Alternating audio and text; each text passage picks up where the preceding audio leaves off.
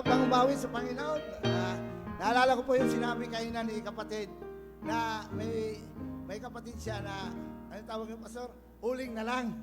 Hindi na nakikita yung liwanag, yung ningas. Buksan po natin, 364. Isang awitin pa. 364. Yan. Nagliliwanag ba kayo sa inyong paligid? Pag kayo po hindi nagliliwanag sa inyong lugar, ay malaki pong katanungan yan bilang isang Kristiyano. Yan. Send the light. First stanza, ready, say, there's a call coming, for the restless way, send the light, send the light. There is call to rescue, there are souls to save, send the light, send the light, send the light, that's where light will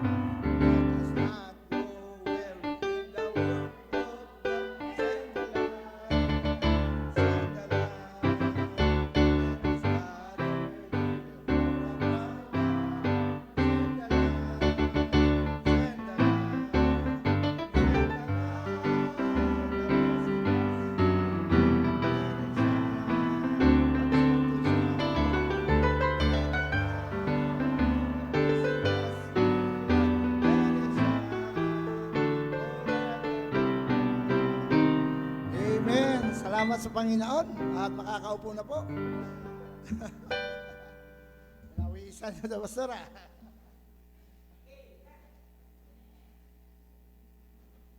Amen. Okay. So, magandang hapon sa ating lahat. Sana naman ay kayo, no? Nasulit nyo yung inyong free time kanina sa inyong mga fellowship. At ngayong hapon, bago tayo magpatuloy, makarinig tayo ng isang special number. Okay? So, tawagin natin yung mag-special number ngayong hapon. Okay?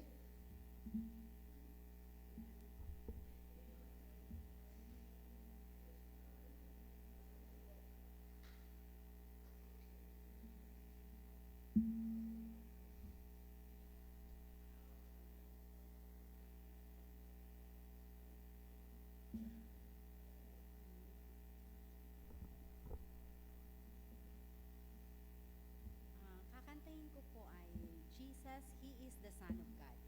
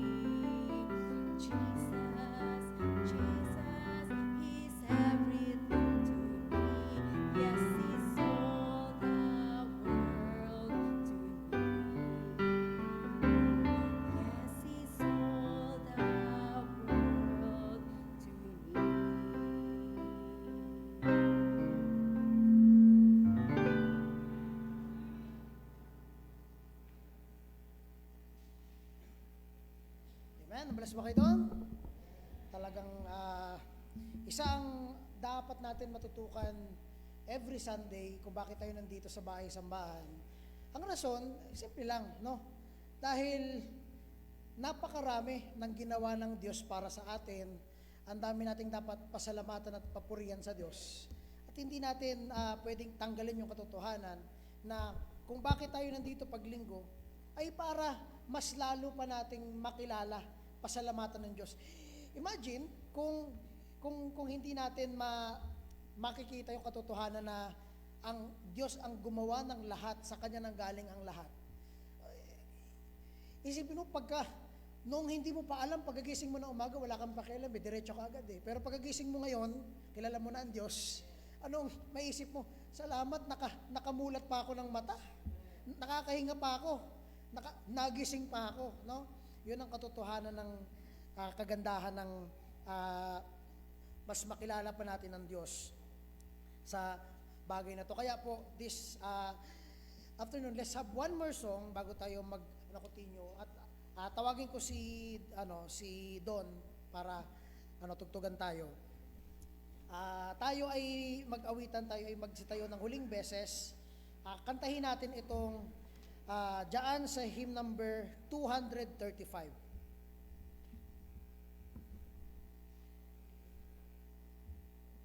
Hymn number 235. At awitin natin ito.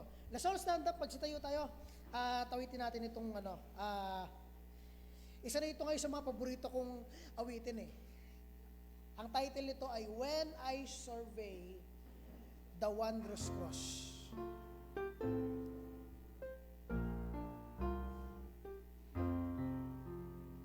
When I survey the wondrous cross,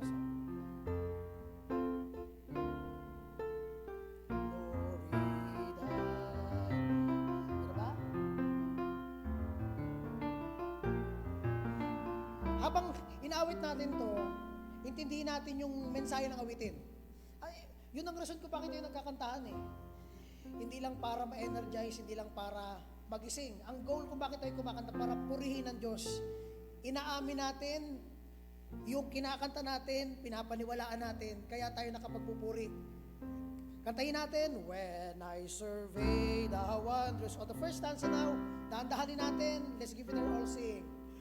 When I survey the wondrous cross, on which the Prince of Glory died, my richest gain I count but loss, count but loss, and pour contempt on all my pride. Wala tayong pwedeng magmalaki. Kinawaan lang tayo. The second stanza now, forbid it, Lord, that I should boast. Huwag niyo akong hayaan, Panginoon, na magyabang.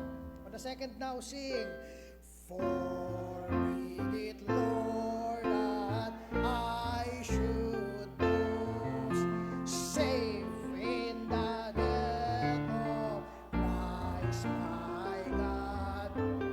All the vain things that charm me most, I sacrifice to His blood. Amen. On the third stanza now, see from His head, His hands and feet. Anong nakita doon? Sorrow and love from me down. Did there such love? Did there such love and sorrow meet? Or chords compose so rich a crown. Pagmamahal pero nahirapan siya.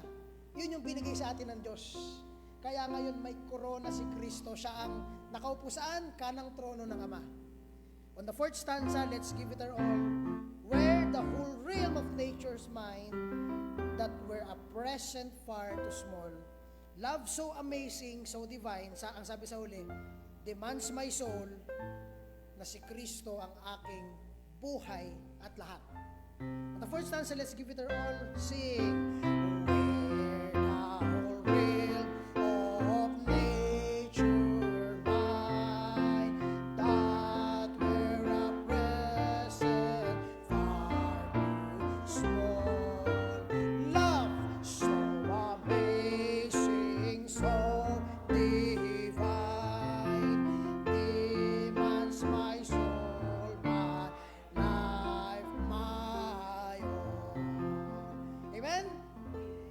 let's all sit down. Thank you very much sa katotohanan yan.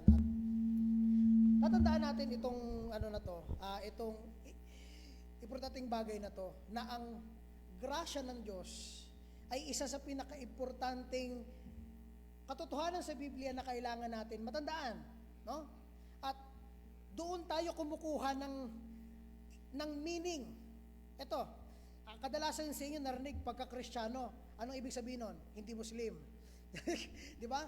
Ang pangalang Kristiyano ay naginilang distinction para sabihin na hindi ka Muslim, hindi ka Katoliko, hindi ka Iglesia, kung hindi Kristiyano ka, no? Pero hindi po 'yan ganoon. Hindi po ang pangalang Kristiyano ay para lang makilala ka na hindi ka mga ganon. Ang pangalang Kristiyano ay nagmula sa pangalang Kristo.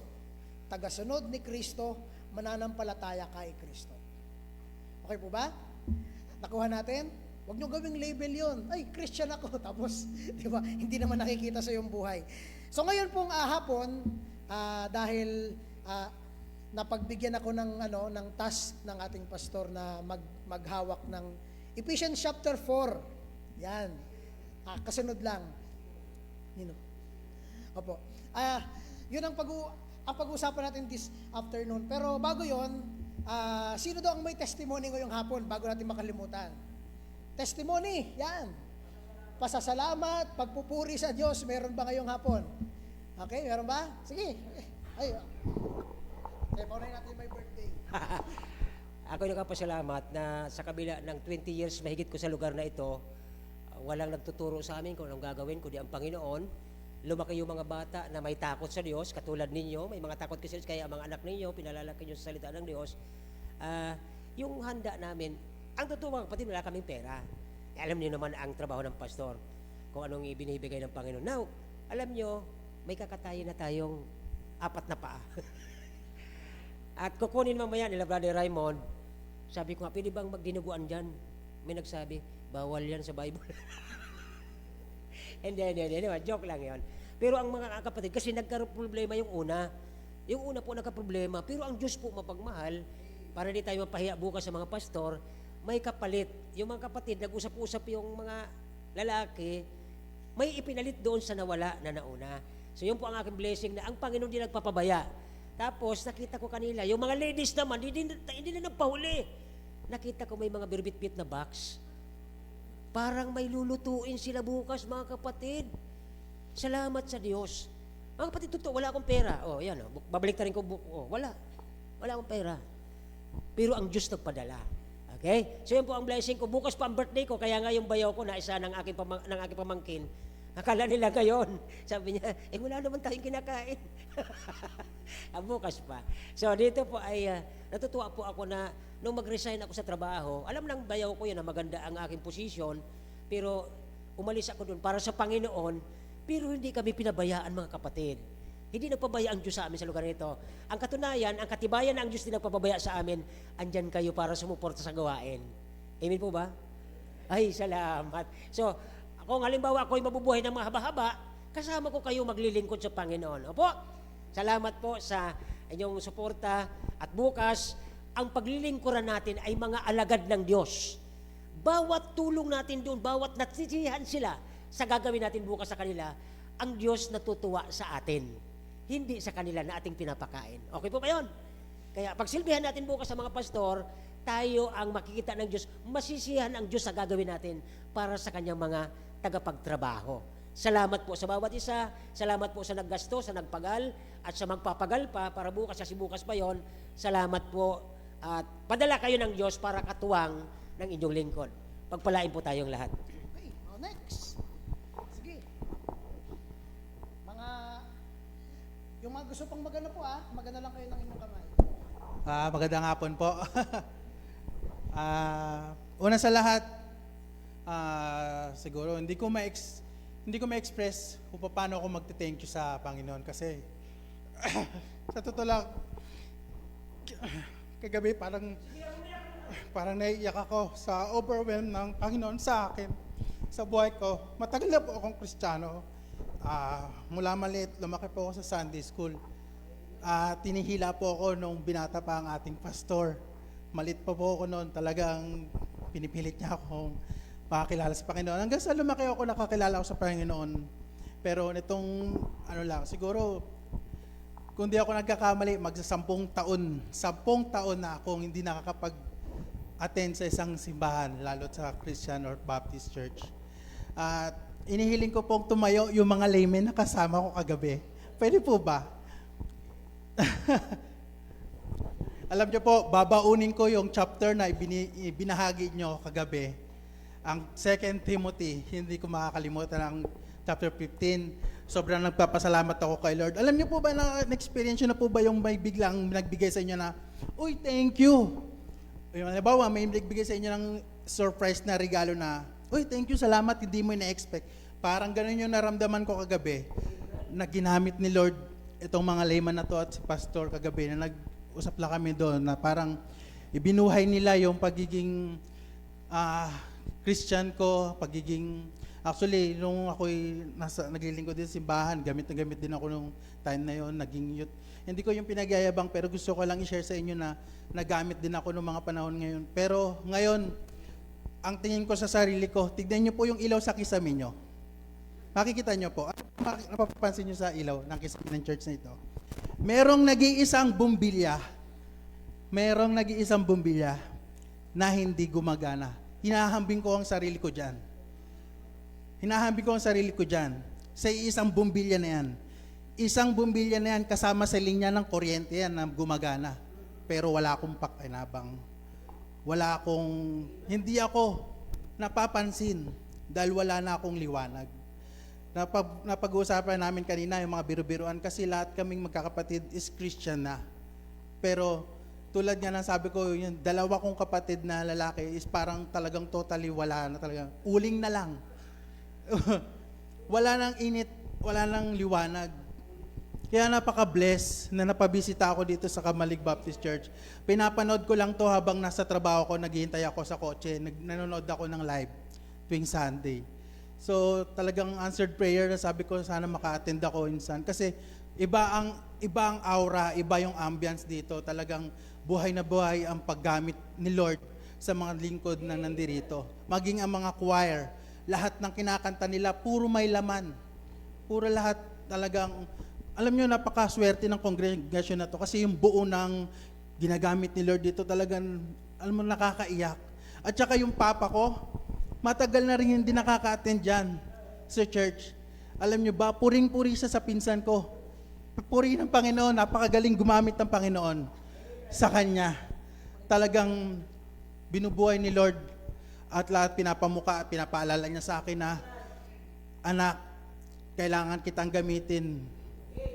Kaya ito ang papatuloy ko ng panalangin. At saka yung verses na 2 Timothy chapter 15 ng 1 to 15, babasahin ko yun, sasariwain ko yung aral na yun kung bakit yun ang ibinigay agad ni Lord na maibahagi sa akin kagabi. Alam ko mayroong purpose. Lahat naman ng nangyayari sa atin, may purpose si Lord. Hindi man ngayon, lahat yan, bigla lang ibibigay sa atin, Lord, na hindi natin inaakala. Tapos bigla na lang pag dumating, Lord, ito pala yun, parang mas higit pa pala to sa inaasahan ko. At saka po, sa totoo lang, yung papa ko, natutuwa ako kasi nakasama ko siya, pareho kaming parang na-revive.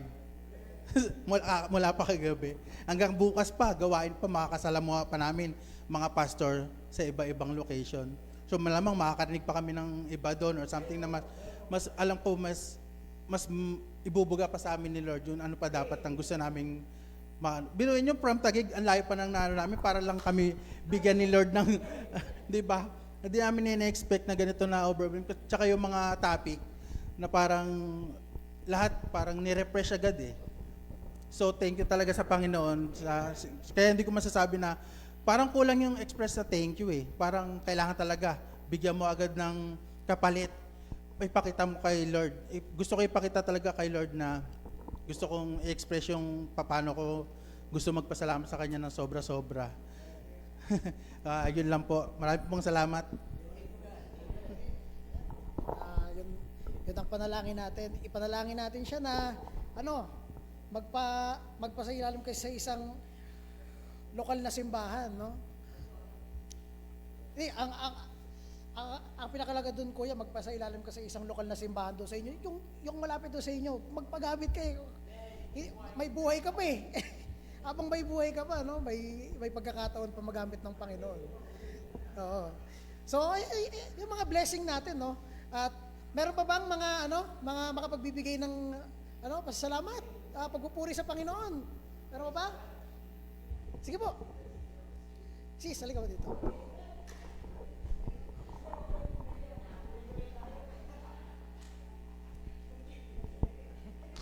Oo nga, tama. Bombilya. O kapag nga talaga hindi tayo nagagamit, no, halintulad tayo sa bombilya, no, na hindi napapansin, na walang liwanag. Okay. So maraming salamat. Ano ba tawag ko, brother? Okay. So ako rin nagpapasalamat sa Diyos, no, kay Christ. Ito ay malungkot man, naging masaya pa rin ako. Isa kasi sa ministry ko doon sa ay patay na, no? So kumbaga parang naalala ko yung kay Ezekiel baga, yung bantay, trabaho ng bantay ito, no? Tayong mga bantay, yung mga nagtuturo po, no? Parang siguro isang buwan pa lang yon yung doon sa may Gapo po, sa Gapo, no? Ang sabi baga doon sa sa 33, Ezekiel 33 verse 5, no? Kapag yung isang tao, tayong mga bantay po kasi na kailangan nating pagsabihan yon or i-share yung salita ng Diyos, no? I-share mo kasi hindi natin alam kung kailan tayo kukuhanin ng Diyos, no? Kasi wala tayong alam no? Ang Diyos lang ang may karapatan na kumuha, siya lang ang nakakaalam. Malay mo, nakatayo pa ako dito, bukas pala, wala na.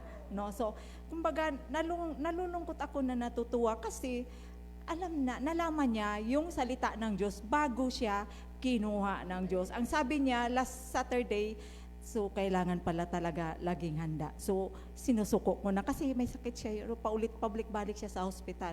Medyo, akala ko nga magaling na talaga siya kasi tumaba siya no, tumaba siya. Pumayat siya ng pumayat noon. So, hanggang sa nakita ko last Sunday, medyo tumaba po siya. Akala ko, dire-diretso na po. Yung pala, opo. Pero sabi niya, kailangan pala talaga laging handa. Oo. Sabi niya po, oo.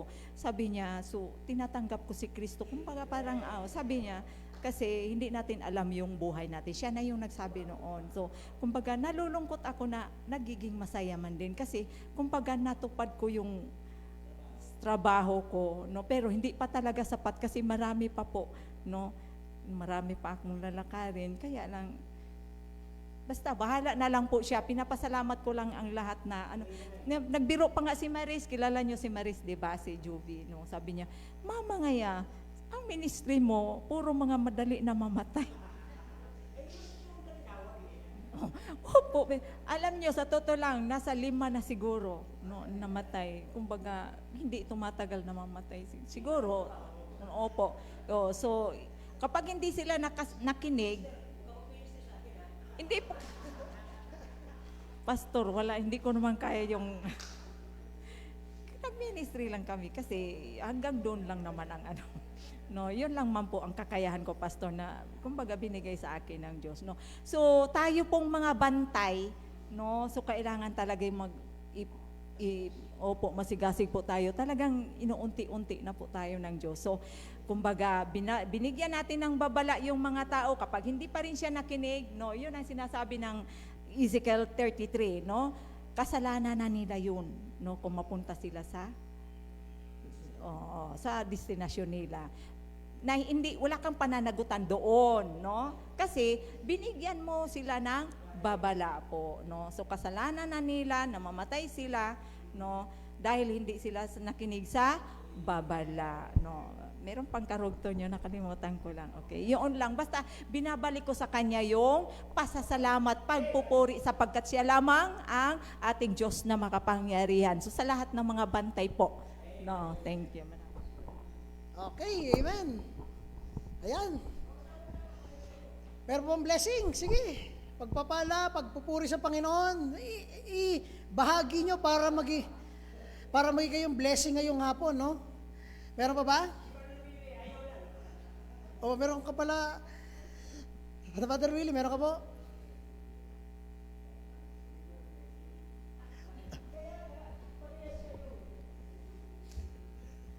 Talaga ang ministry natin eh. Pero ang pinakamahalaga naman doon eh nabahagian natin bago ano, 'di ba? Yun ang pinakaano natin.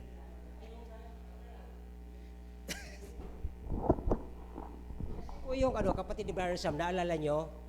Yung kapatid ni Brother Sam, patay na rin pala kanina. Kaya sabi ko, ikaw magdala kasi siya po ang nag-witness doon si Brother Willie, inatake din. So, tama yung mo sister, na yung mga bantay, kasi kanina, nagbibiroan kami mga men, tama ba yung rason ni Brother Willie na, ay, nasabihan ko naman na siya, pastor, ayaw niya eh. Bahala siya, ayaw niya. Tama-tama, sister, ay nagpatotoo. Yung po, naiwan yung bahay nila Brother Sam, yung, di ba, yung bahay, ang abot yung babae, yun ang naiwan. So, may manak doon si na isa, so, bahala naman yung magkakapatid, kasi may mga kapatid pang babae, yung panganay sa kasipag, mga kaibigan naman ni Manny ito. So, yung po natira doon. Kaya sabi ko, pag sabi sa kanila gustong magpaservice sa atin, maghanda ang mga men. Okay? Kasi, yun ang trabaho ng bantay, sister. Hindi natatapos dun sa namatay yung inaalagaan mo, namatay siya, tatawag pa yun para sa service ng pangangaral ng salita ng Diyos. Pag nagtawag sila, ready tayo. Okay? So, salamat po doon sa patutuong iyon na tayo mga bantay, ako bantay po sa inyo, kayo din bantay sa mga kaibigan ninyo, may pananagutan kayo. Itong basahin niya diyan, di ba? Narinig niya ang tunog, nasabi natin sa kanila ang warning ng Bible. Okay, sabi niya diyan, ngunit sa kanyang, hindi niya pinansin po, ay naligtasanan niya ang kanyang buhay. Hindi siya nakinig eh. Kasi mas gusto niya yung gusto niya, nasa sa kanya po yun. Basta ang tawag, ang trabaho natin, uy, wag dyan, mapapahama ka dyan. Pinapaliwanag natin ang Bible. Ngayon, ang banal na espiritu ang magkukonvict dyan, hindi tayo. Hindi natin mababago ang tao, ang banal na espiritu magkukonvict. So, salamat parehas po ang dalawa na malungkot, pero nagawa nila ang kanilang trabaho kasi nagpapadala doon si Brother Willie ng mga messages. Actually, nung punta dito, kaya ayaw ng Brother Willie, kasi ayaw kasi Brother tumayo. Sabi daw nung mag-asawa, kaya kami nagpunta dito sa anniversary niyo kasi nahihiya ako sa iyo. Kaya medyo, sabi ni Brother Billy, ay hindi po yan dapat. Dapat kung pupunta kayo simbahan, Panginoon ang pinupuntahan nyo, hindi nahihiya kayo kay pastor o sa akin. Kaya yun po ang nangyari, wala na rin kanina umaga. So, hindi ko alam kung pag nag-text na magpapaservice sa atin, sige, go tayo. Okay? Kasi ang hahabulin natin doon, yung mga nakikinig, yung mga buhay pa, may pag-asa pa yun. Yung patay na, wala na yon. Okay, salamat po. Okay, so ayan. Wala nang habol. Wala nang habol ang inyong mga blessing, pagpupuri sa Panginoon. Meron pa ba? Okay. Sige, kung wala na, ngayong hapon, tayo ngayon ay papasok sa ating worship this afternoon. Let's all stand up, basahin natin ang Ephesians chapter 4, verse 1 to 6. No? At itong pag-uusapan natin, sana ay pwedeng ituloy hanggang sa 12. Pero kung napagbibigyan pa ako ni Pastor next Sunday, di itutuloy ko. No? Pero ano naman yon? Pero ang alam ko nakatas niya si Brother Raymond din. Okay. Pero anyways, basahin natin Ephesians chapter 4. Magsimula tayo sa verse 1 hanggang verse 6. Ito ang magiging nating focus ngayong hapon.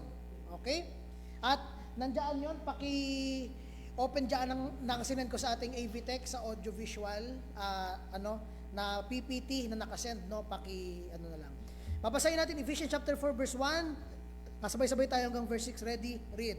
I, therefore, the prisoner of the Lord, beseech you that ye walk worthy of the vocation wherewith ye are called, with all lowliness and meekness, with long-suffering, forbearing one another in love, endeavoring to keep the unity of the Spirit in the bond of peace.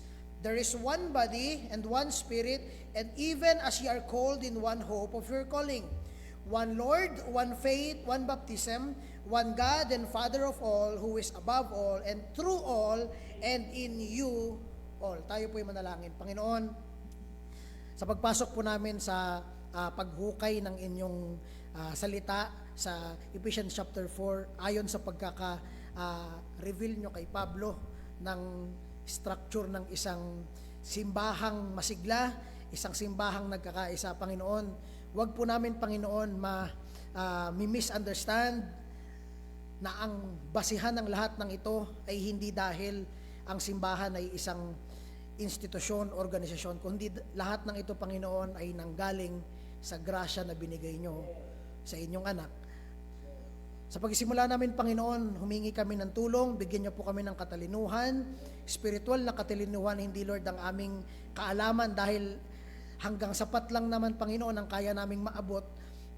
At tinatanggap namin, Panginoon, ang kakulangan namin at ang aming pagkakabagsak, Panginoon, sa mga spiritual na katotohanan. Hindi namin ito, Panginoon, kayang maabot, pero, Panginoon, salamat sa inyong salita. Salamat sa pagsulat ni Pablo ng Ephesians chapter 4 na maintindihan namin, Panginoon, kung ano ang dapat namin gawin sa grasyang binigay nyo. Salamat, Panginoon, lahat po ito binabalik namin sa inyong pangalan. Kayo po ang maging sentro ng pag-uusapan namin, kayo ang maging tutok ng aming pong pag-uusapan, wala nang iba, sa pangalan ni Jesus, aming tagapagligtas.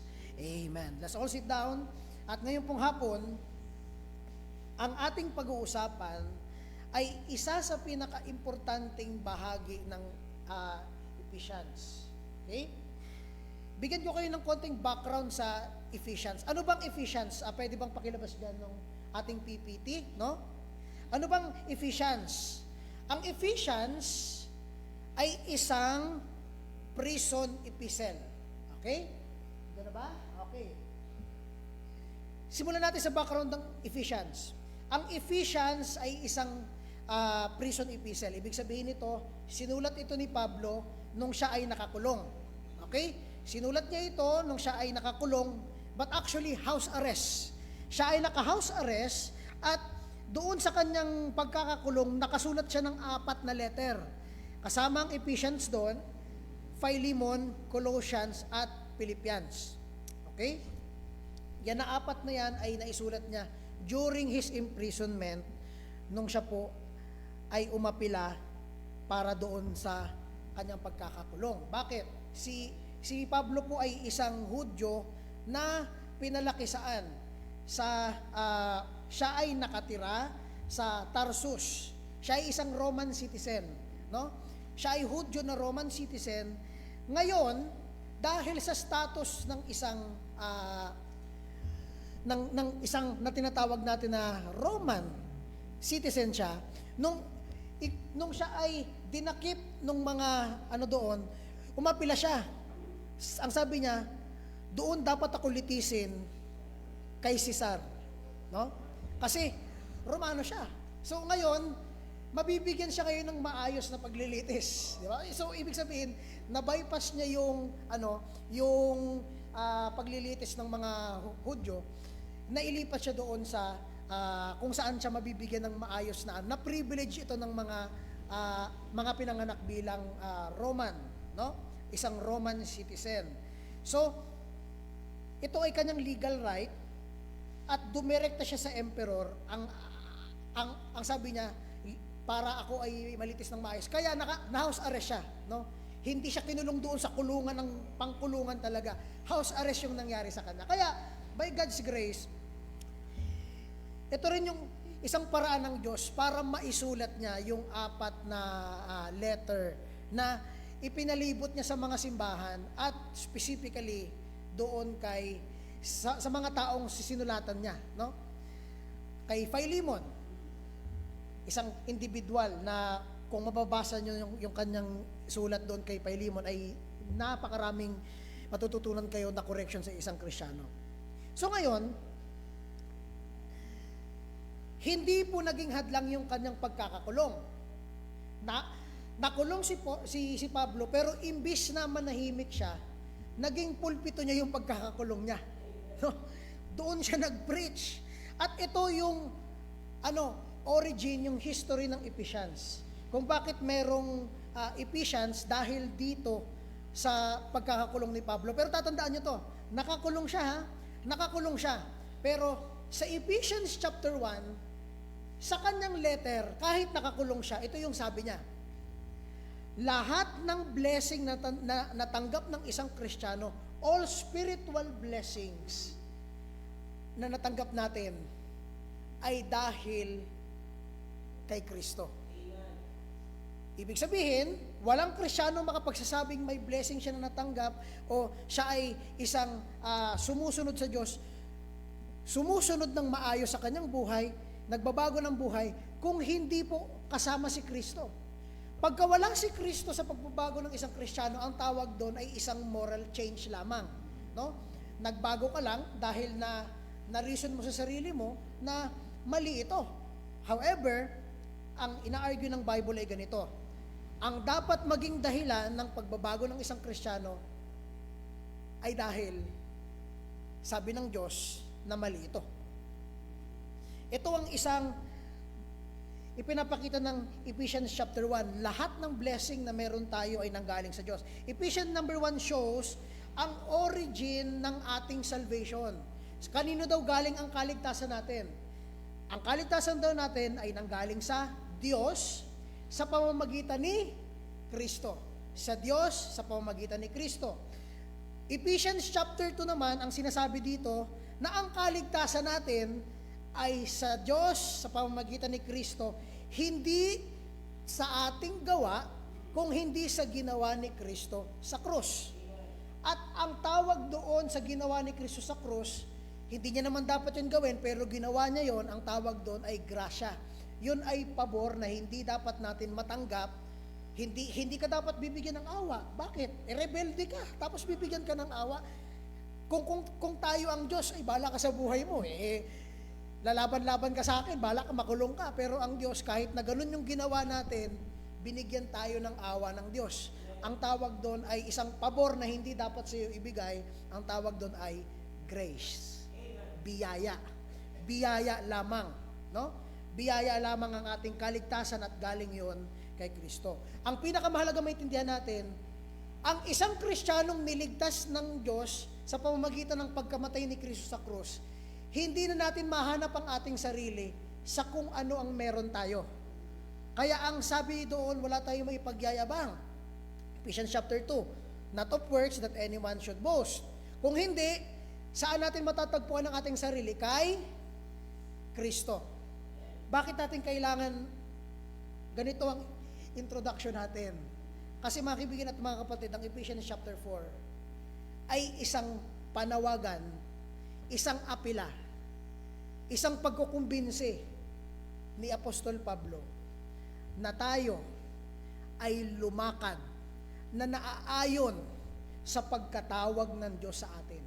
Kung papaano tayo niligtas ng Diyos, ipakita mo dapat sa iyong paglalakad. Anong ibig sabihin ng karapat-dapat sa pagkatawag ng Diyos? Yun ang pag-uusapan natin ngayong hapon. Ang title natin is this. Yan, pakilabas dyan doon. No? We are called to live a life worthy of God's grace. Mabuhay tayo sa isang buhay na pwede mong masabi na kung papaano ako niligtas ng Diyos, ganun rin ako dapat mabuhay. Titingnan natin ang sinasabi ng Biblia tungkol dyan. Okay? Unahin natin itong katotohanan na ito. Sabi ni Paul sa verse 1, if you would look on verse 1 sa inyong mga Bibles, ang sabi dyan ni Paul, ang kanyang apila, ako ay isang prisoner ng Diyos. Hindi siya prisoner ng Roma, kung hindi siya ay nakulong dahil siya ay nasa Diyos at dahil sumusunod siya sa Diyos, kaya siya nakulong. Hindi siya nakulong dahil ginusto yun ng mga taong ikulong siya. Kung hindi nakulong siya dahil mayroong pinapagawa sa kanya ang Diyos. I'm a prisoner of God. I'm a prisoner of the Lord. Ang sabi niya dito, I beseech you. Ibig sabihin ng salitang beseech, kinukumbinsi ko kayo. Kinukumbinsi ko kayo. Nakikiusap ako sa inyo sa mga nakakabasa ng aking letter. Anong sabi dyan? That you walk worthy. Alam niyo po ba, pagka sinabi diyan that you walk worthy, ito ang gustong sabihin ni Paul, magsimula ka. Kaso, dati, nandun ako sa pagsisilbi, kaso, magsimula ka. Magsimula ka ulit. Walang pumipigil sa'yo. Ang pumipigil lang sa'yo, sarili mo. Di ba? Mga kaibigan, sabi dito, magsimula tayo, gawin natin ang paglakad. Ibig sabihin ng paglakad, meron kang gagawin, ha? May gagawin. Hindi lang a-attend ng church. May gagawin ka. Anong gagawin mo? Lumakad ka ng naaayon. Hindi sa sinasabi ni pastor, hindi sa sinasabi ko, hindi sa gusto ng church na to. Lumakad ka ayon sa pagkakaligtas sa iyo ng Diyos. Anong ibig mo sabihin yan na lumakad ayon sa pagkakaligtas ng Diyos? Bigyan natin ng explanation yan. 1 Peter chapter 1 verse 15 to 16. Tingnan nyo ito mabuti. Kung ang Diyos na nagligtas sa iyo ay isang banal na Diyos, at kung ikaw ay niligtas niya, sabi sa Ephesians chapter 1, para maging banal at sumunod. Anong ibig sabihin nun? Anong ibig sabihin nun? Kung susunod ka sa Kanya, dapat magikang, basahin natin. Ephesians chapter 1 verse 15. Sa halip yamang banal ang sa inyo'y tumawag, dahil banal ang tumawag sa atin, maging banal naman kayo sa lahat ng paraan ng pamumuhay. Nakita niyo yun? Dahil banal ang Diyos, maging banal tayo. Ibig sabihin, kahit walang nakakita sa'yo, nakatago ka sa bahay mo, nakikita ka ng Diyos, maging banal tayo. Sa ating pagtingin, sa aksyon, sa pag-iisip. Ang daming sinasabi ng Bible dyan kung paano natin intindihin ang ating sarili na umiwas sa mga bagay na dadalhin tayo sa kasalanan. Ang kabaliktaran ng kabanalan ay kasalanan. Yun ang nakapaghihiwalay sa Diyos sa atin. Ang Diyos walang kasalanan, kaya siya ay isang banal na Diyos. Tuwid siya. Wala siyang kabaluktutan. Pero tayo na tao ay may kasalanan at may kabaluktutan. Yun ang nakapaghihiwalay sa atin. Ang katuwiran ng Diyos na tinatawag na kabanalan. Wala siyang kasalanan, kahit ang kanyang mata, sabi ng Habakuk, ay sobrang linis para tumingin sa karumihan. Verse 16, because it is written, tingnan nyo to, sapagkat nasusulat, kayo'y maging banal, sapagkat ako'y banal. Ito ang sinasabi sa atin ni Pablo ngayong hapon. Mga kaibigan at mga kapatid, magsimula na kayong maglakad na naaayon sa pagkatawag nyo. Kung sinasabi nyong ligtas kayo, ipakita mo sa iyong paglalakad. Sumunod ka sa Diyos. Sumunod tayo sa Kanya. Pagka sinabi mong, Lord, ibig sabihin nun, Master. Anong ibig sabihin nun? Hindi ikaw ang boss. Sino ang boss? Si Kristo. Pag sabi ni Kristo na, ito ay kasalanan, ang pagtingin sa babae na may pagnanasa ay kasalanan, ano ibig sabihin nun? Kasalanan nyo sa Diyos. Kahit anong excuse mo, kahit anong pag-explain mo sa sarili mo, kasalanan nyo sa harapan ng Diyos, kasalanan nyo. Hindi natin pwedeng paglaruan ng kasalanan. At magsasabi tayong, ay sorry. No? Ang kabayaran ng kasalanan ay kamatayan. Hindi nagbibiro ang Diyos pagdating sa kasalanan. Galing yan lahat sa Biblia. No? Wala akong inisip dyan. Wala rin akong inimbento dyan. Lahat yan binabasa natin dito. So we are called to live a life that exhibits a godly character. Anong una natin makikita dito? Number 1, dahil sa ginawa ng Diyos sa atin, niligtas niya tayo, binigyan niya tayo ng grasya. Dapat ito ang maging rason natin para mabuhay tayo na merong to live a life that express gratitude to God. Anong ibig sabihin nun? Kung bakit ang mga Kristyano ay sipag na sipag, baguhin ang kanyang sarili, lumayo sa kasalanan, talikuran ng kasalanan, kasi nagpapasalamat sila sa ginawa ng Diyos sa buhay nila. Ang rason kung bakit ang isang tao ay gano'n na lang siya natatakot na ang gagawin niya ay kasalanan sa Diyos dahil nagpapasalamat siya sa ginawa ng Diyos sa kanya.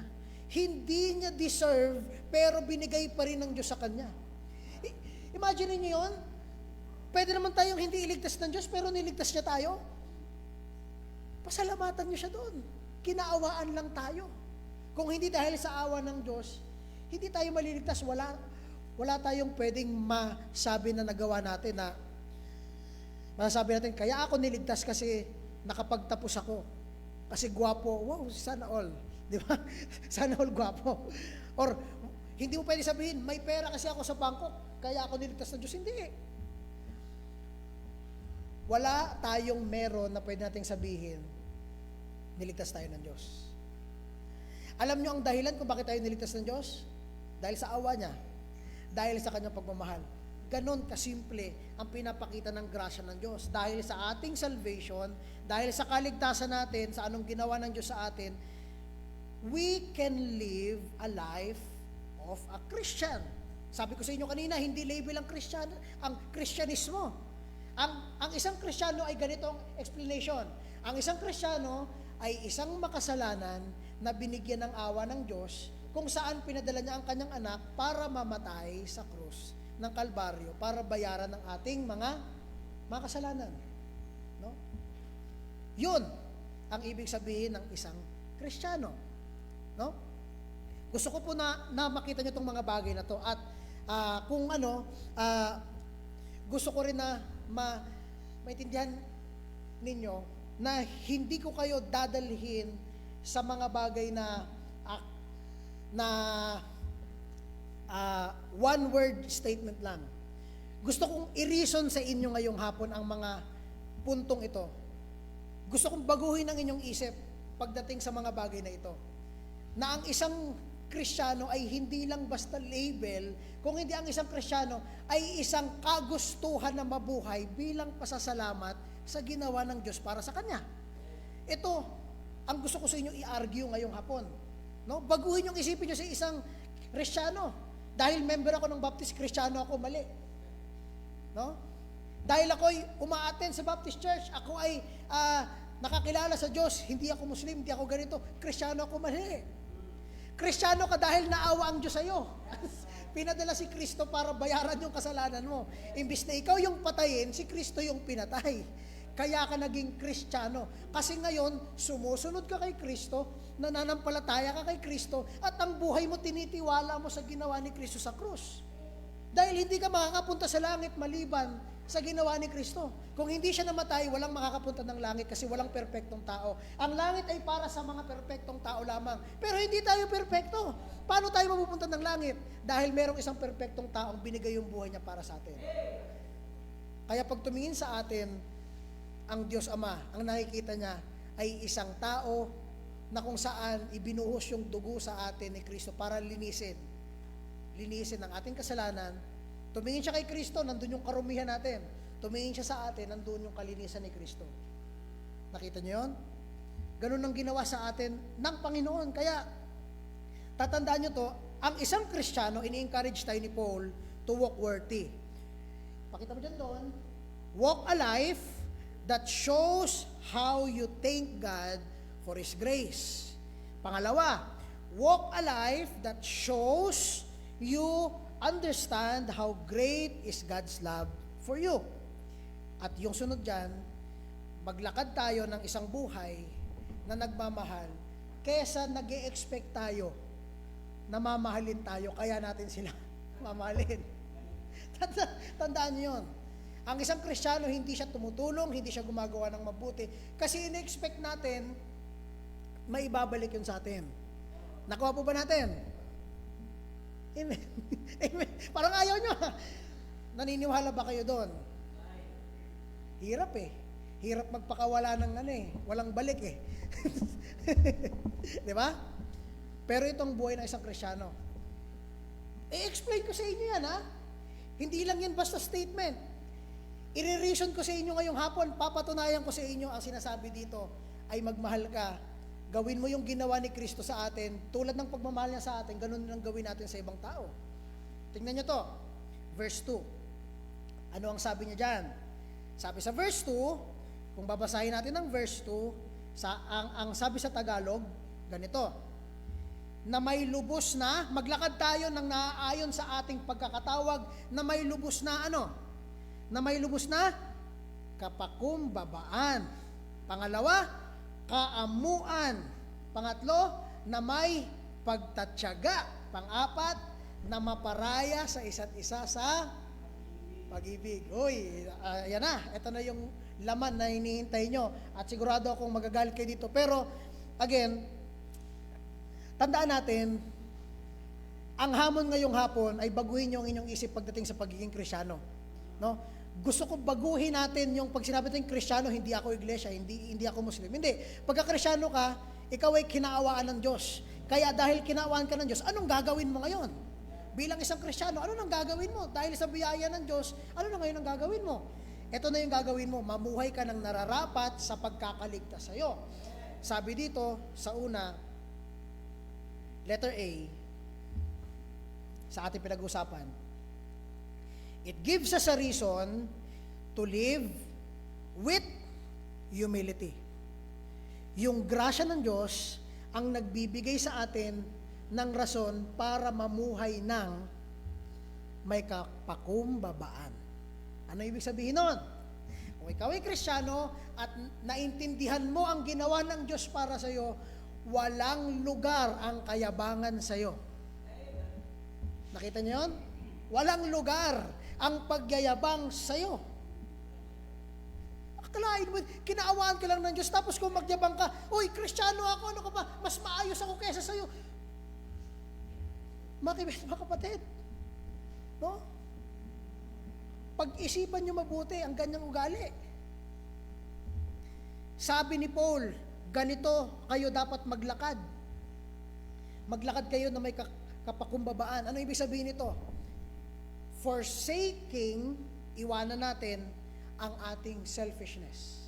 Talikuran natin ang pagiging selfish. Inuuna yung sarili.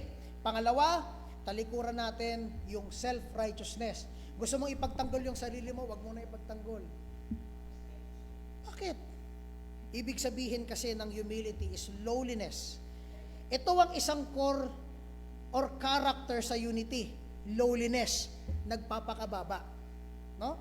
Ibig sabihin nun, iniiwanan natin yung ating selfishness, self-righteousness, kasi ang pride ay laging papunta sa pagkakahiwa-hiwalay. Isipin mo, dalawang taga-uwas, nag-uusap. Mamaya makikita mo yan, nagbabangayan na. Ang salita pa naman yan, puro matitigas. Mga kaibigan kong taga-uwas. Pag nag-uusap yan, akala mo nagsasagutan, yun pala, nagkukentuhan lang. Di ba?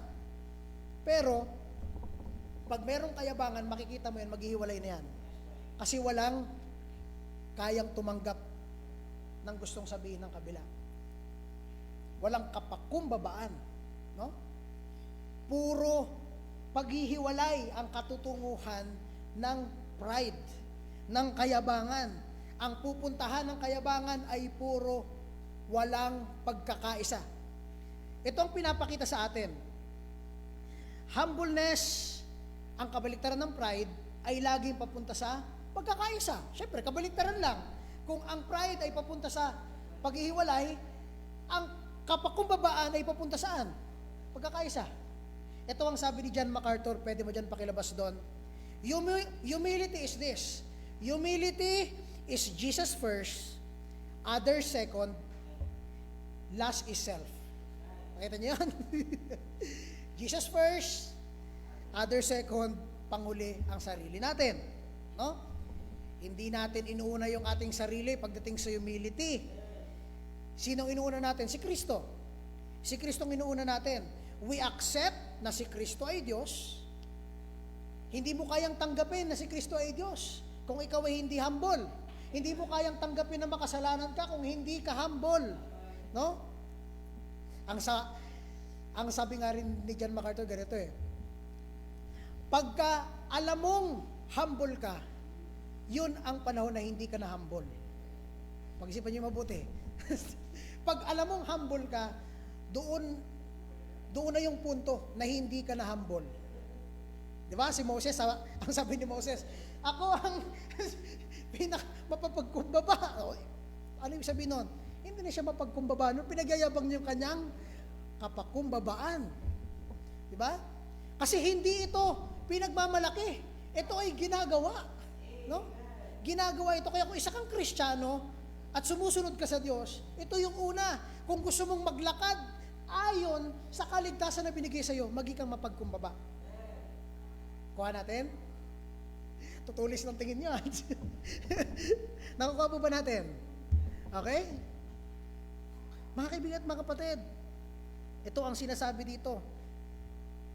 Kung sa kaligtasan, makasalanan ka, humble ka, kaya mong tanggapin yan, makasalanan ako. At kaya mong tanggapin na hindi mo kayang iligtas yung sarili mo, si Kristo lang magliligtas, yun ang ginagawa ng isang humble. Kaya pagligtas ka na, at nagyayabang ka, nakapagtataka ang kaligtasan mo. Dahil ang isang ligtas na tao ay nagpapasailalim sa kanyang Lord and Savior. Hindi ako ang boss. Kuha ko yon. Bilang isang taong kinaawaan lang ng Diyos, hindi ako ang boss. Ang boss ay si Kristo. Si Kristo yung sinusunod ko. Kung ano ang sabi niyang kasalanan, makapagdadala sa akin sa kapahamakan, hindi ko yun gagawin. Yun ang sabi ng boss ko eh. Di ba? Delikado ako doon pag gagawin ko yun. No? Kaya yun rin ang isang dapat yung pag-isipan. Ang linggo para sa Diyos, unahin niyo ang Diyos. Di ba? Maging humble enough tayo para tanggapin na hindi sa atin ang linggo para sa Diyos yan. No? Sa blessings, huwag agad pasalamatan ko sinong tao, pasalamatan niyo muna ang Diyos. Tsaka kayo magpasalamat sa taong nagbigay ng blessings. Di ba? Dahil yun ay galing sa Diyos. Sa problema, lumapit ka agad sa Diyos, manalangin ka sa Diyos. Bago ka lumapit sa ibang tao, unahin natin ang Diyos. Yun ang nagpapakita ng humility, kapakumbabaan. Jesus first, other second, last is self. Kuha natin? Okay? Now, ito yung question. Bakit natin to kailangan gawin? Bakit natin kailangan maging mapagkumbaba? No? Bakit? Ang sagot, dahil si Kristo ay namatay para sa atin, anong ginawa niya? He humbled himself para maligtas tayo. Anong ibig mo sabihin, Brother David, na hinumble niya ang kanyang sarili? Hindi niyo ba alam, ganito ang sitwasyon ng ginawa ni Kristo para sa atin. Buksan niyo ang Hebrews chapter 2 verse 9. Tingnan niyo ang itsura ng isang Diyos na nagligtas sa atin. Tingnan niyo ito mabuti, kung paano siya naging mapagkumbaba. Hindi siya nagyabang, hindi niya pinagyabang kung sino siya. Tingnan niyo kung anong ginawa niya. Anong sabi diyan? Hebrews chapter 2 verse 9. Nandiyan na kayo? In your Bibles? Ano sabi diyan? Kundi nakikita natin si Jesus na sa sandaling panahon ay ginawang mababa kaysa mga anghel, na dahil sa pagdurusa ng kamatayan ay pinutungan ng kalwalhatian at karangalan upang sa pamamagitan ng biyaya ng Diyos, tingnan niyo yan, ay maranasan niya ang kamatayan alang-alang. Saan? Sa lahat. Ibig sabihin, hindi lang siya basta namatay sa krus. Isa siyang Diyos na makapangyarihan na nasa Kanya ang lahat. Pero iniwan niya yon para ibaba yung Kanyang sarili bilang tao. Mas mababa pa tayo sa mga anghel. Mas mababa pa tayo sa Diyos. Pero binaba niya yung sarili niya sa ganon. Para ano? Para mailigtas tayo. Di ba? Saan nga siya pinanganak? Sa hotel? Hindi. Sa sabsaban lang siya pinanganak. Nakasakay lang siya sa donkey. Yung mga mayayaman nakasakay sa camel, sa mga kabayo, siya donkey lang. No? Nakita niyo yun? Kumbaga sa panahon natin, yung normal na transportation, motor, kotse, si Kristo nakabike lang. Ganun yung itsura sa panahon ngayon. Binaba niya yung kanya sarili para saan? Para lang mailigtas tayo, no? So bakit hindi natin yung gagayahin? Ganun yung ginawa nung ating nung ating tagapagligtas. At sinasabi niya, maging kayong mapagkumbaba. So, di gawin natin. Hindi lang yun. Philippians chapter 2 verse 8. Ano sabi sa Philippians chapter 2 verse 8? Pakibuksan ng ating mga Biblia sa Philippians chapter 2 verse 8. Sabi sa Philippians chapter 2 verse 8, at palibhasa'y natagpuan sa anyo ng tao, siya'y nagpakababa sa kanyang sarili at naging masunurin sa kamatayan, maging sa kamatayan man sa krus. Ang kaligtasan natin ay hindi matatapos kung hindi si Kristo naging mapagkumbaba. Hindi siya nagyabang. Ito nagpapakita na ang grasya ng Diyos, kung pwede ba dyan doon ipakita, God's grace shows a God who left His throne, humbled Himself, and became lower than the angels in order to save us who do not deserve mercy. Ito ang itsura natin sa harapan ng Diyos. Kaya walang Kristiyano dapat ang mapagyabang. Ang Kristiyano ay isang mapagkumbaba. Siya ay isang kinaawaan lang. Kaya dapat hindi tayo nagyayabang. Wala sa atin ang pwedeng magyabang. Surrender natin ating sarili sa Diyos. Pangalawa, ang grasya niya ng Diyos nagbibigay sa atin ng rason para mamuhay ng, ano sabi dyan? With gentleness. Anong ibig sabihin ng gentleness? Ito ay pagkakaroon ng self-control. Pag sinabi nating gentleness ka, hindi niyan ibig sabihin na nagpapaano ka lang. Hindi yun ang ibig sabihin nun. Ang sabi ni John MacArthur, ang sabi niya, ang gentleness ay ganito. It is the opposite of violence and vengeance. No? Paghihiganti at pagiging violente. Ang kabaliktaran ng dalawang yun ay pagiging gentle. With gentleness. No? May pagkokontrol, may pagtitimpi. Hindi niya dinidisplay kung sino siya. Humbleness at meekness, magkasama yan na dalawang yan. Humble ka at namumuhay ka ng may pagtitimpi. Gentleness, meekness. Ibig sabihin nito, ang sabi ni Harold Hoder, ganito ang sabi niya. Ang ganda ng pagkaka-explain niya eh. Only the person who is controlled by the Spirit of God can truly be gentle. Anong ibig niya sabihin? Angry at the right time and never angry at the wrong time. May control ka sa iyong emosyon, sa iyong sarili, ganun ang pagiging gentle.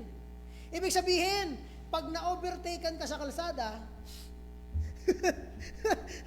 di ba? Hindi yun ang right time, ilabas yung galit mo. That's the wrong time.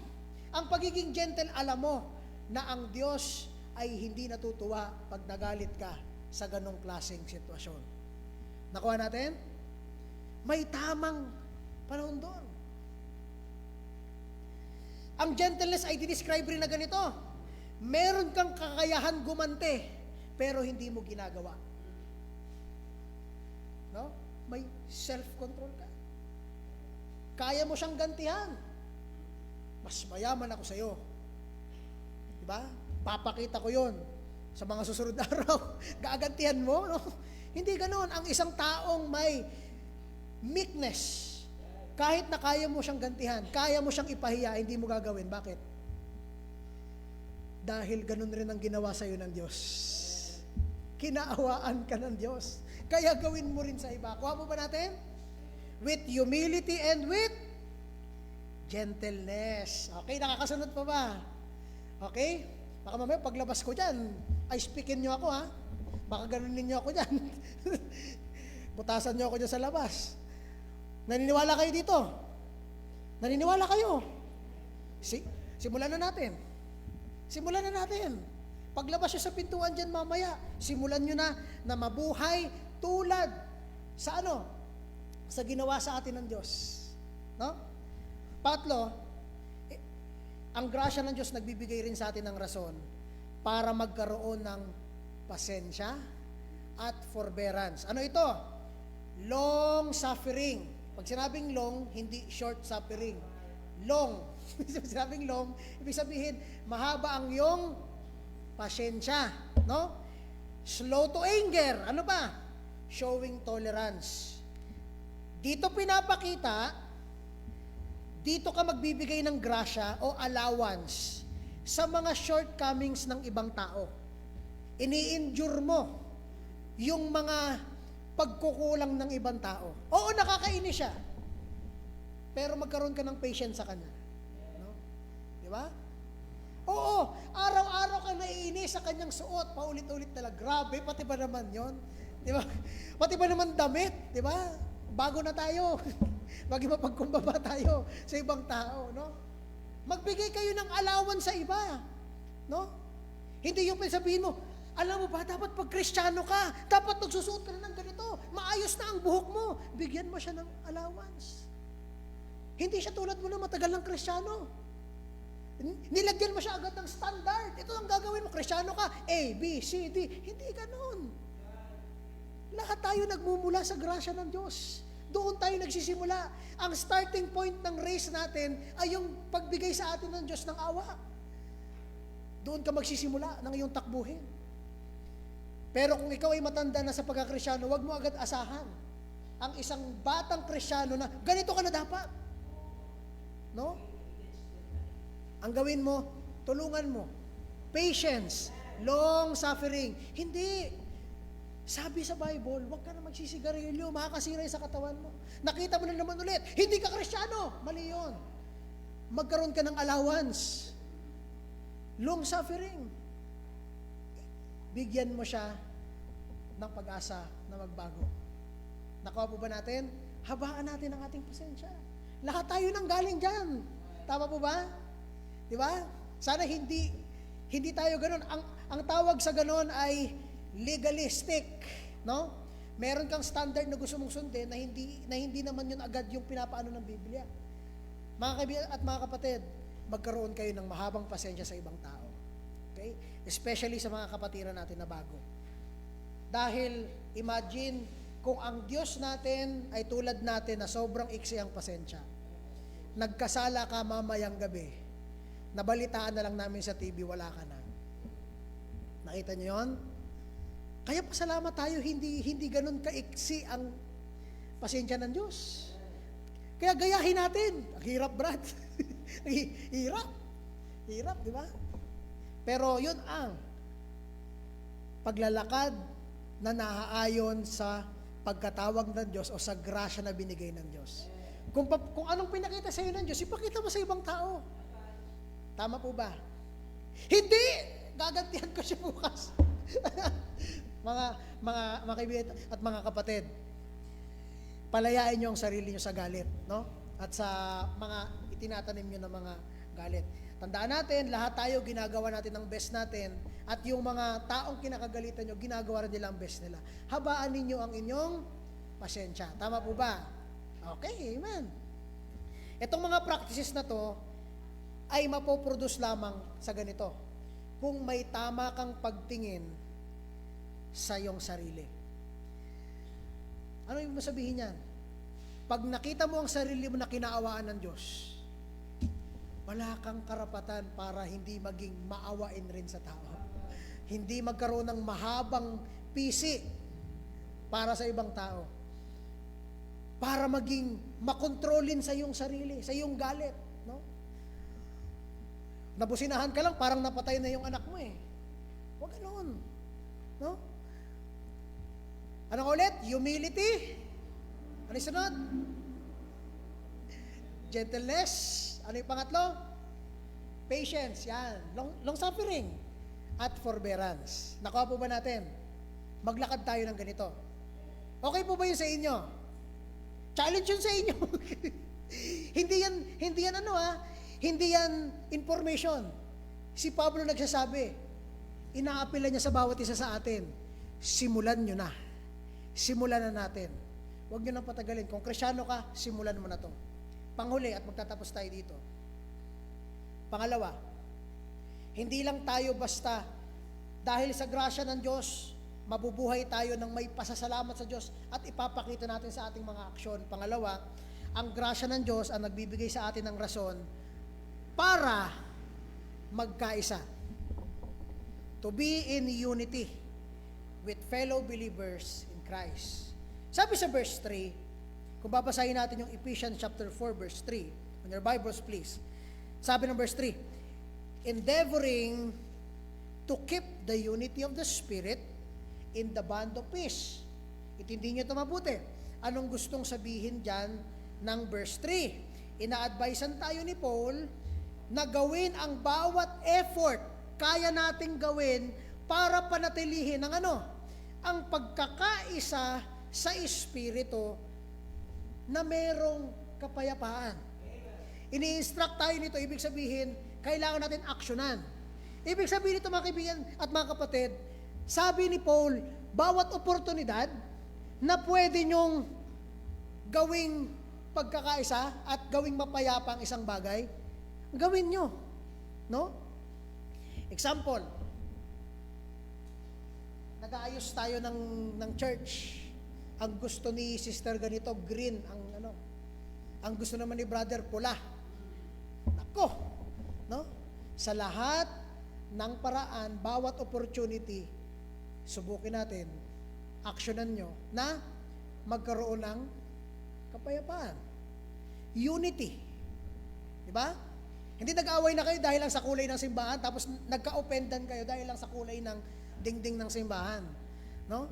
Nangyayari yan sa mga simbahan. Di ba? Pero dahil kinaawaan tayo ng Diyos, tandaan nyo ito.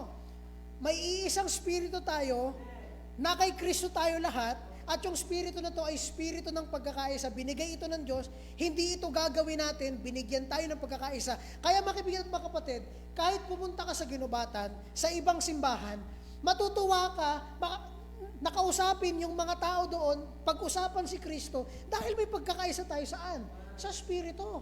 Yun ang pagkakaisa natin. Hindi tayo pinagkaisa kung saang bagay. Ang sabi nga dito, at tatandaan natin ito, letter A, kung pwede mo dyan doon pakilabas, we are one in Christ because we have the same Spirit by God's grace.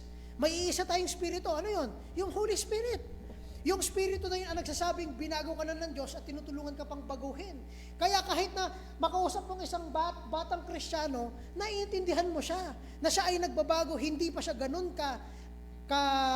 kung anuhin natin yung salitang pang-mature, malinis ka na talaga sa Diyos. Hindi pa. Di ba? Maiintindihan mo yun bilang isang nakatatanda kasi may parehas kayong spirito, alam mo yung pinanggalingan niya, alam mo siya ay sinisimulan pa lang ng Diyos na ayusin yung buhay, maiintindihan mo yun. Lahat tayo ay merong pagkakaisa saan? Kay Kristo. Kaya tandaan nyo to, hindi tayo nagkakaisa dahil baptist tayo, hindi tayo nagkakaisa dahil tayo ay nagsisimba dito every Sunday, hindi. Nandito tayo lahat. Bakit? Kasi lahat kayo nagsasabing, niligtas ka, kinaawaan ka ng Panginoong Jesucristo. Tama? Lahat tayo nandito dahil na kay Kristo tayo. Yun ang iisang spirito na meron tayo. Kaya now, being in Christ, we have the same Spirit along with other believers. It's our responsibility to maintain and keep itong unity na to. Tandaan natin, ang unity is not uniformity.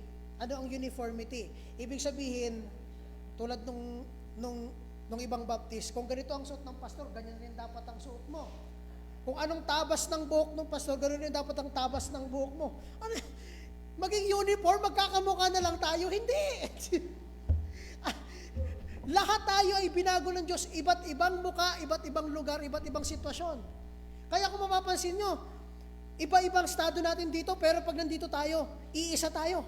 Walang mas mataas, walang mas mababa sa atin. No? Kung sino ka man, na kay Kristo ka, kapatid kita sa Panginoon. Nakita niyo yun? Dahil may pagkakaisa tayo kay Kristo. Hindi yung ating ego, hindi yung ating pride. Ang sabi ko kasi inyo, ito ang makakasira ng pagkakaisa. Yung pride, ego, selfishness, self-centeredness, ito ang nakakasira sa ating pagkakaisa. Kaya ngayon, i-maintain nyo to. Paano natin i-maintain? Lumakad ka sa lakad na naayon sa binigay sa iyo ng Diyos na grasya. Ano yon? With humility, gentleness, patience, and forbearing. No? Mga kaibigan at mga kapatid, simulan nyo na. Di ba? Ito, kung na-touch ng ating pinag-uusapan na may ganun kang ugali na mapagmataas kaysa sa iba, hindi kita kinokondem, hindi rin kita sinisingle out. Ang Bible nagsasabi, baguhin mo. No? Baguhin mo, simulan mo na. Simulan mo na. Hindi pa kulang. Hindi pa tapos ang panahon. May buhay ka pa. Ang makatitigil lang sa iyo magbago sarili mo. No? Tandaan niyo yan. By God's grace, we are one in Christ, and by God's grace, we are given unity in spirit. So let's walk. Maglakad tayo. Saan? Worthy sa ating pagkakaligtas o sa calling natin para ma-maintain natin yung unity sa ating fellowship. No? Tandaan niyo ito, ang fellowship ay hindi yan yung kasiyahan ng mga pinag-uusapan ninyo. Ang fellowship yung kasiyahan natin na pinag-uusapan natin, si Kristo yung tagapagligtas natin.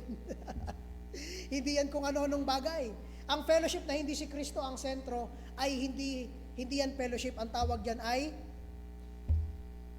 social gathering. Yan. Social gathering lang yan. Chismisan, kwentuhan. Hindi si Kristo, hindi yan fellowship. Tama po ba? Oh.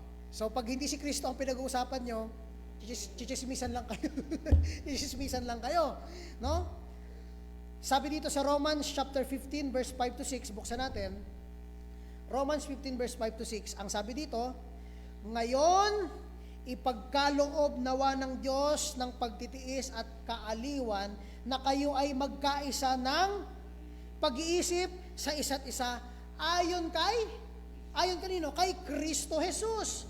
6, upang kayo na may isang pag-iisip sa pamamagitan ng isang bibig ay luwalhatiin natin ang Diyos at Ama ng ating Panginoong Jesucristo. Ang isang simbahang may iisang spirito nakapagpupuri sa Diyos ng isa. Pansin nyo, pagka kumakanta tayo, naiintindihan natin yung mga awitin. Bakit? Kasi may isang Diyos tayo. Naiintindihan natin yung ginawa ng Diyos para sa atin. Kaya ang ina-argue ko sa inyo, kung Kristiyano ka, isa lang ang ibig sabihin nun, kinaawaan ka ng Diyos. At kung makita mo ang sarili mo na kinaawaan ka ng Diyos, gagawin mo rin dapat yun sa iyong aksyon. At yung pangalawa, diyan sa pinag-usapan natin, gawin mo ang lahat ng makakaya mo para mapanatili ang pagkakaisa. Ngayon ito ang problema.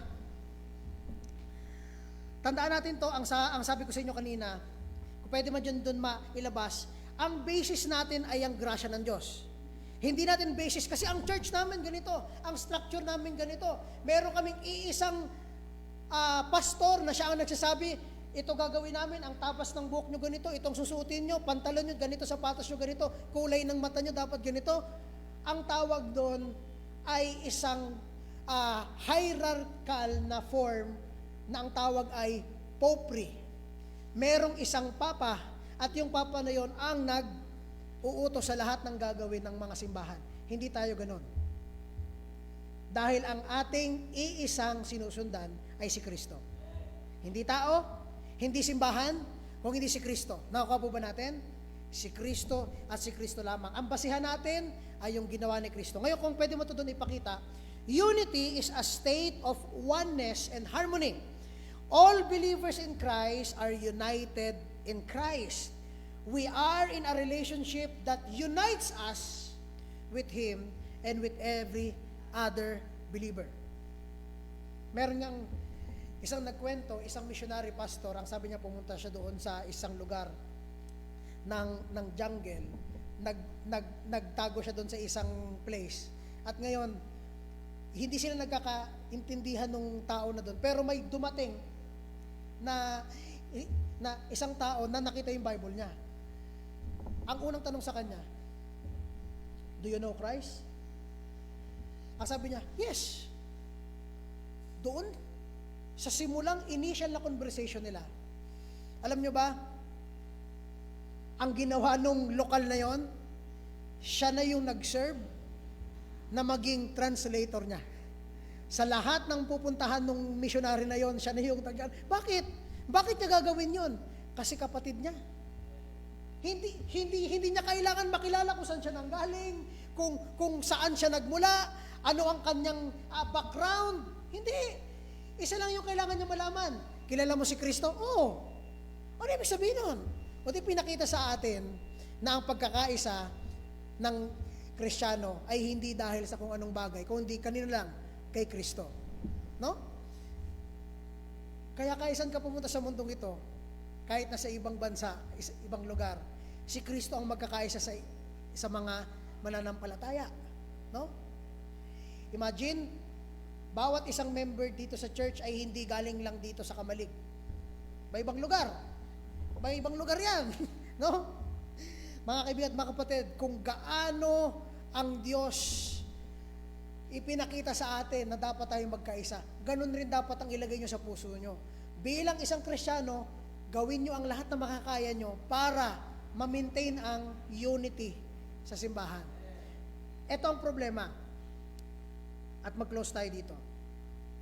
Merong grounds ang ating pagkakaisa. Merong basihan. Hindi pwede, magkaisa tayong lahat. Merong basihan. Ito ang hindi pwedeng matanggal. Pwede dyan doon pakilabas, letter B.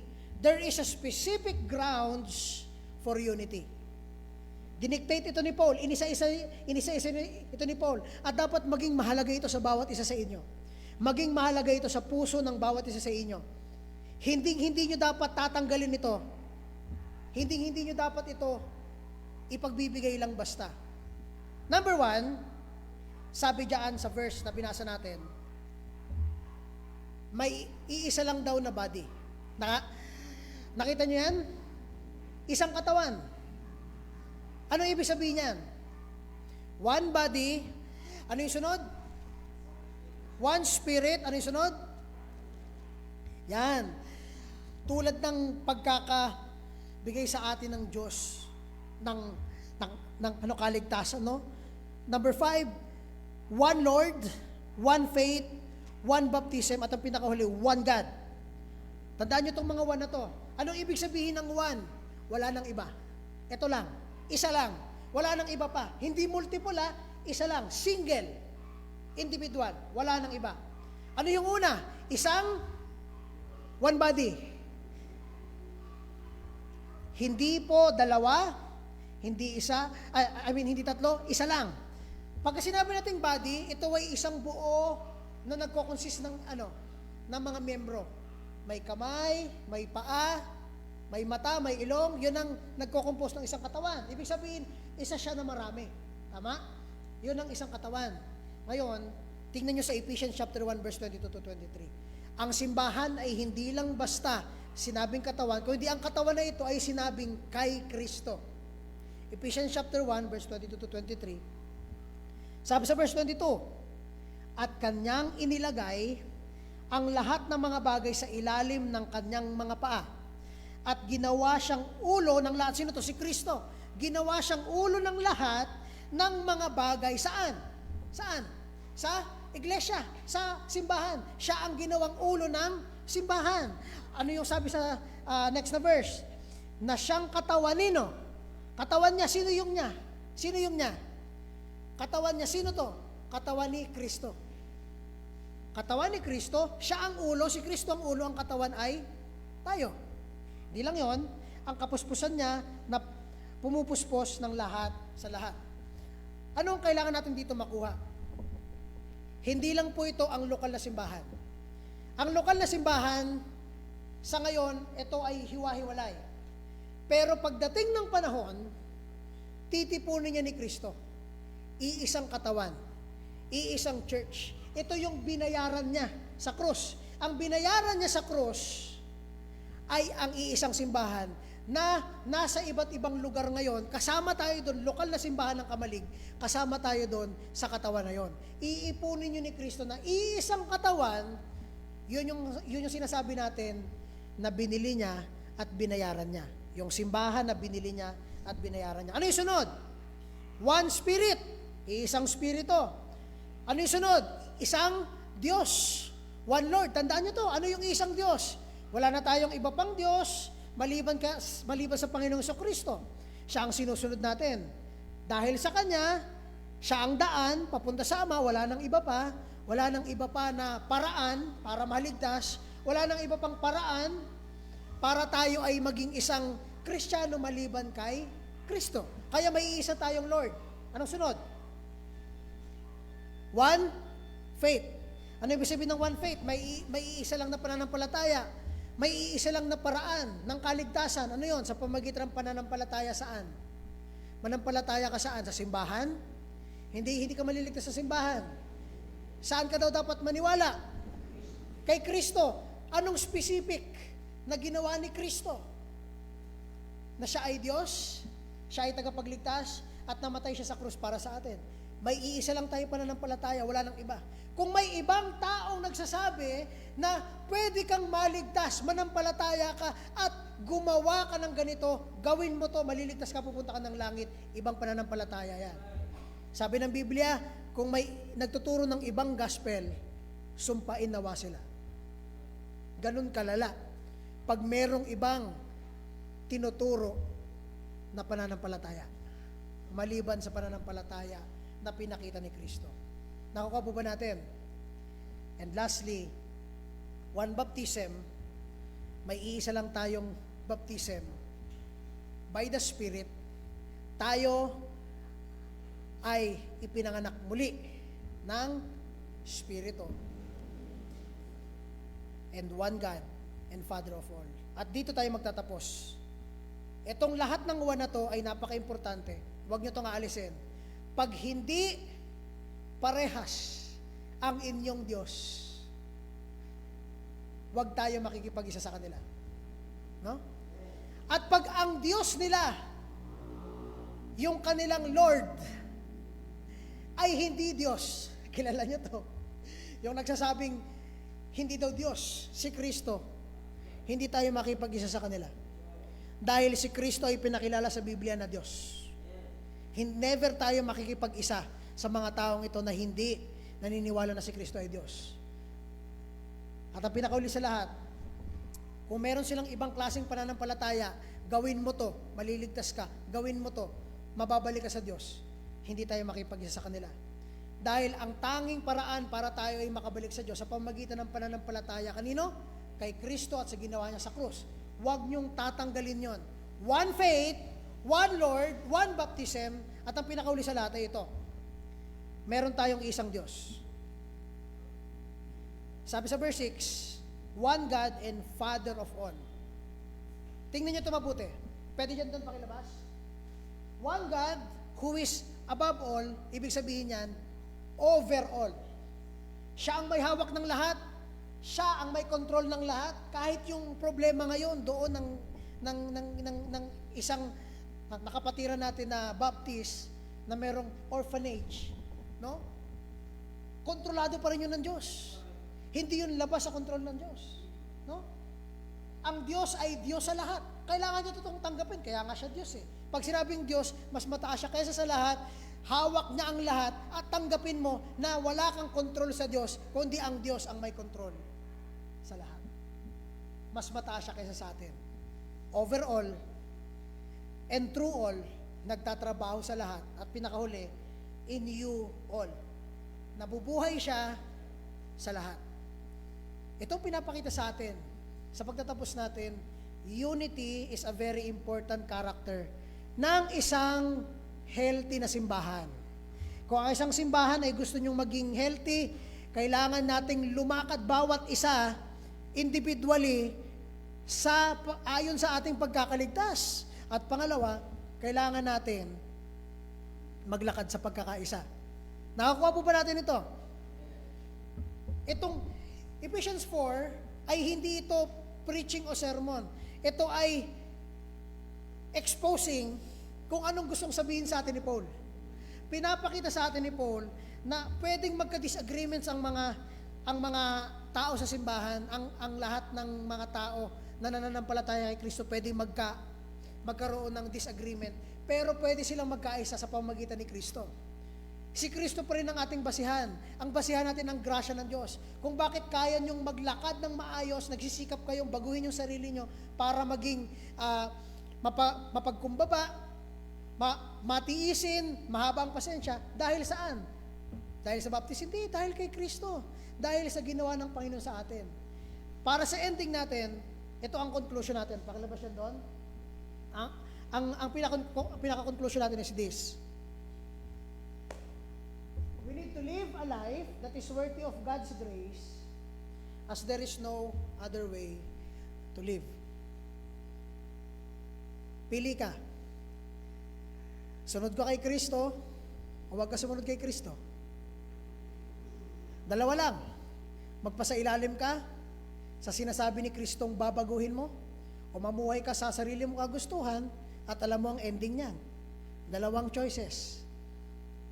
At ang sagot niyan ay sa inyo.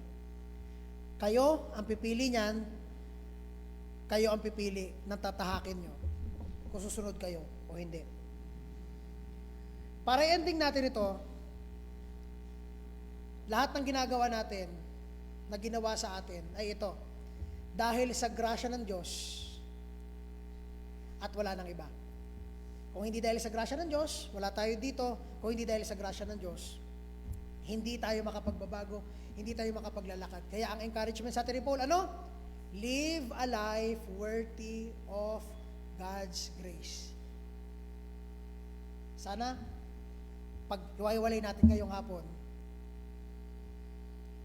yung encouragement at challenge sa Ephesians 4, magawa nyo. Kanya-kanya itong desisyon, simulan nyo na ngayon, wag nyo nang ipagpatagal pa. Okay po ba? Tawagin natin si Pastor para sa conclusion. Tayo po tayo at tayo po ay magmumuni-muni sa ating natutunan. Bago tayo manalangin na gagabayan tayo ng Diyos sa ating pag-uwi sa ating matahanan, ang tanong una, Panginoon, naintindihan ko po, dapat pala ako lumakad sa iyong grasya. Binigyan mo ako ng buhay, hindi mo pa ako pinatay. Ano po ang rason, Panginoon, para pala lumakad ako ng naaayon sa iyong kalooban, na upang yung aking kapatid, yung aking kaibigan, makita niya ang paglakad ko na tama ang pagsunod sa iyong salita. Iyuko natin ating mga ulo at tingnan natin ano ba ang mensahe ng Panginoon sa hapong ito. Although sabi ng ating preacher ay hindi ito preaching, pero ito po ay mungkahi at pinapakiusap ng apostol. Habang po tayo nakayuko, nakapikit ang ating mga mata, kailan mo ba huling nagawa na ipakita mo si Kristo sa iyong paglakad sa iyong opisina? O baka naman ang nakikita ng kaopisina mo sa iyo, yung dati mong pag-uugali at hindi ang itinuturo ni Apostol Pablo. Kailan mo ba huling ipinakita na ikaw ay totoong Kristiyano, lumalalakad ka sa grasya, kinahabagan ka lang sa iyong eskwelahan? Baka naman ang nakikita sa eskwelahan ay para kang yung estudyanteng parang hindi ka natuturuan ng tama. Pero alam nila, nagbabasa ka ng Bible. Kailan mo hiling nagawa na doon sa iyong pinupuntahang opisina o trabaho na lumakad ka, na may nakikita silang, iba ang lakad nito, parang Kristiyano, ito parang lakad ni Kristo, ang magsalita siya, parang Kristo, ang mangusap siya, mag-utos siya, ay parang kay Kristo. At sa pamagitan nito, nasusunod mo ang nais ng Apostol Pablo na nung siya ay nakakulong, kahit kinulong siya, pero naisulat niya sa mga kapatid hanggang sa atin na lumakad tayo ayon sa natanggap nating mga biyaya. Una, niligtas at binago tayo ng Diyos upang maituro natin sa ating mga anak at mga apo na tayo pala ay binago na ng Diyos. Sana bago tayo mawala sa mundong ito ay maituro natin sa kanila ang ganitong pag-uukali at paglalakad. Kung ikaw naman ay isang ama, isa kang kuya, isa kang ate, maituro mo sa iyong mga kapatid at sa iyong mga kaanak kung papaano ang lumakad na punong-puno ng biyaya at grasya at kahabagan ni Kristo, nang upang sa ganon ay mapuno din sila ng biyaya katulad mo sa iyong natatanggap ngayon. Habang po na kayo kung nakapikit ang iyong mga mata, Panginoon, naintindihan po namin ang mensahe ngayon sa hapong ito. Kaya pala kami tumanggap ng napakaraming biyaya, kahabagan at grasya. Niligtas mo kami, ikaw ang namatay imbis kami. Naging righteous kami sa mata ng Diyos dahil namatay ka, kinuha mo ang kasalanan namin. Pero ngayon wala ka na, Panginoon, at ang gagawa ng ginagawa mo sa lupa ay kami na. Panginoon, makita muli ang iyong pagsasalita, ang iyong paglalakad, ang iyong pakikisalubilo at pakikisama sa buhay namin. Panginoon, may apply namin ang aming natutunan ngayong hapon. Tulungan niyo po kami, Banal na Espiritu. Wala kaming magagawa, Panginoon, kung wala po kayo sa buhay namin. Kahit anong pagmamagaling namin, kahit anong pagsusumikap namin, kung wala ka sa puso namin na siyang naggogoberno, siyang nangunguna sa puso namin, ay hindi namin magagawa ang mga imposible at mga mahirap na gawain na ang bunga nito ay ang Banal na Espiritu na nasa amin, bunga ng pag-ibig, pagsatyaga, sakripisyo, long-suffering, meekness, humility, lahat na naituro ngayong hapon, harnawa, Panginoon, may apply namin sa aming pag-uwi. Banal na Espiritu, nakikiusap po kami. Huwag niyo po kaming iwan, huwag kayong malungkot sa aming mga pinagagagawa. Patawarin niyo po kami, Panginoon. Tulungan niyo po kami. Hanggang bukas, Panginoon, marami pa kaming gagawing pagsasamba at pagsisilbi sa iyo. May magpipris pa, Panginoon, bukas. Lord, sana may matutunan pa po kami. Magmula sa kaninang umaga, ngayong hapon, o Panginoon, wag po niyo kaming pabayaan. Bigyan niyo kami ng unity. Bigyan niyo kami ng humility, humbleness, at pagkakaisa. Maraming salamat, Panginoon. Hiling namin po ang iyong gabay, pangunguna, paglilid, pag-guide, sa pangalan ni Jesus at sa kanyang banal na dugo. In Jesus' name we pray. Amen. Amen.